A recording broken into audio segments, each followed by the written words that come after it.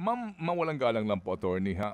Dito ho sa pagkakataong ito, kasi nga kami po sa amin pong programa, yun din po ang paggalang sa pamilya ng mga nasa sangkot dito.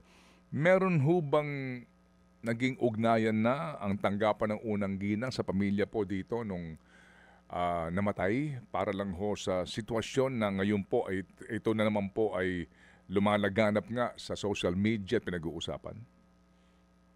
Sa aking pagkakaalam, meron po at yun nga po ang unang ginang po, actually, para sa sarili niya hindi lang po siya nagwo-worry for her, dahil alam niya po yung katotohanan. Mas nag-aalala po siya sa pamilya na nagluluksa, yung naaapektuhan, mga pribadong tao na naaapektuhan dahil lamang sa gustong sirain ang unang ginang at ang pangulo, pati na ang administrasyon. So doon lang po siya nagwo-worry.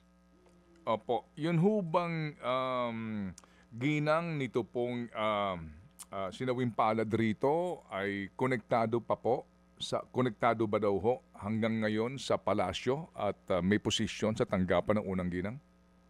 Yes po.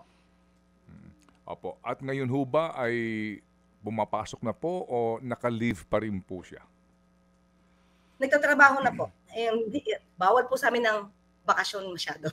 Hindi po allowed. Dapat trabaho. Bawal ang bakasyon-bakasyon.